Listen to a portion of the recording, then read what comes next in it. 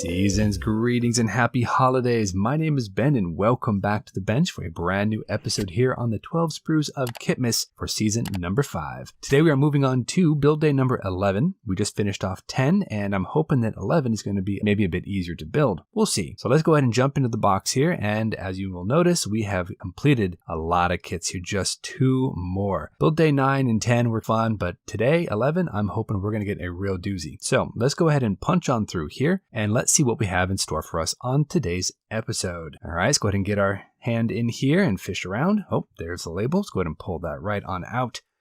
All right, fingers crossed this is a good one. Last episode was really fun, but let's hope this one is a bit more in my wheelhouse, so to speak. Let's go ahead and remove that tape and flip it on over. Very nice. Okay, we are back in charted territory, back into our typical builds. So let's go ahead and grab the kit and let's check it out. This is the Airfix 1/72nd scale Gloucester Gladiator Mark 1 or 2. This is actually a kit that I've been wanting to build for a little while now, sent over by our good buddy Robert. This is going to be, I'm hoping, a really fun little build. This is one of those interwar biplane designs that look a little bit more old-fashioned, but yet also have touches of more modern aesthetics, like the closed canopy. This thing has like 6 guns, so it's pretty well armed. But we're going to go ahead and jump into this one, and I'm kind of thinking to do a little something different. I actually want to build this version right here, which is from the Belgian Air Force. That has such a striking rondel. Be very interesting to go ahead and build. Got olive drab up on top and silver dope on the bottom, so that might be kind of a fun scheme to paint. The parts themselves look fantastic. I don't really see much flash or issues with seams or mold lines, anything like that. So I think we're going to be in good hands. Cockpit canopy looks very tiny, but then again, this is a very tiny airplane. So we're going to have some work cut out for us, but I think we'll do all right. Let's go ahead and jump into our first time lapse, and we're going to build quickly, guys. We only have 2 more episodes left, so I don't want to be languishing around. So we're going to jump right in there. We're going to start off on some basic building. We're going to get everything assembled. We're going to do a little bit of seam repair if there are any issues or gaps. Then I want to come back in, do a little bit of primer, get some pre-shade going, and then eventually paint the aircraft. Then we'll see where we stand. I'm hoping this is actually going to go together well, so let's go ahead and dive on in. Let's build us a Gladiator and get this party started.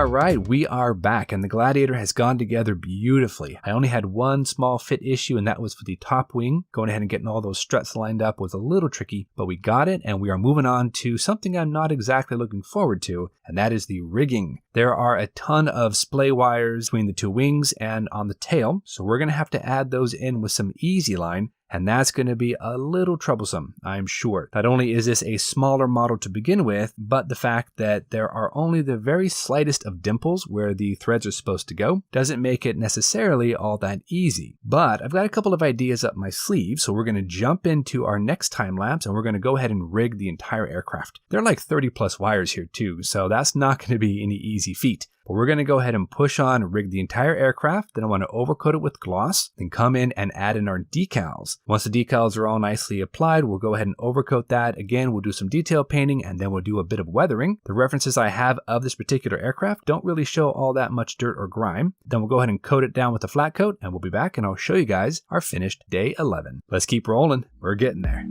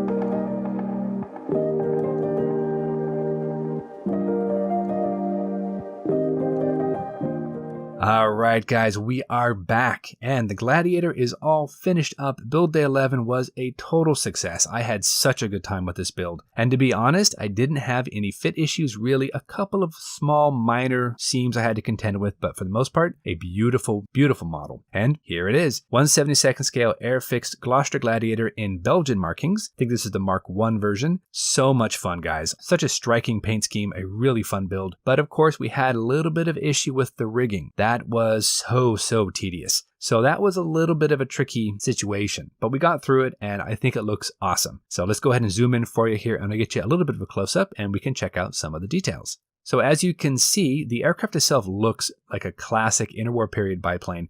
You can see all those riggings all over the place. The olive drab color I used was actually US olive drab, but it was pretty close to what I had in my instructions, so I went ahead and used it. A little bit appreciated with red brown actually helped to bring the color up just a little bit. And then of course my weathering was just a little bit of Tamiya panel liner here and there, spread around and blended with some odorless white spirits. Decals went on beautifully as they typically do for Airfix kits, and we were able to get this thing wrapped up, and of course the rigging makes it really jump out at you. And for the rigging, I actually had to kind of forego some of the little dimples that they had for the wires, and I just ended up drilling a hole directly down through the lower wing. And then all I did was string in the easy line, pull them taut down through the wing, go ahead and glue them, clip off the end, come back through, file them down, and repaint. So that did end up working to my advantage, and it was a lot easier to do than to try to get one end in a small little dimple on the aircraft and then try to get the opposite end into another dimple. That was just a mess. I don't know how much of the paint I ruined by doing that, but we got it done. And I think by drilling holes all the way through and using that to our advantage, I think we came up with a pretty good looking Gladiator. So yeah, super happy. Even though it was tedious, I'm glad I was able to do the rigging. It adds a whole nother level of excitement to the build. But that is it, guys. We are all finished up with our Gladiator, and we have an aircraft in Belgian markings, and those are some pretty cool markings if you ask me. So now we're going to move on to build day 12, the finale of the 12 sprues of Kitmas for season 5. I don't know what we're getting, but if it's anything like this model kit, I know we'll be in good hands. We only have a couple left in the stash, so I don't know. If I know my girlfriend, and my girlfriend knows me, I have a feeling she probably chose a pretty decent build to end off the series. But we'll see what she did on the next episode. Until then, you guys know the drill. Go out there, get yourself some bench time, have some fun, build something cool. I hope everyone had a wonderful Christmas day, and we'll see you back here on the finale for the 12 sprues of Kitmas here on Ben Builds. Thanks for watching, everybody.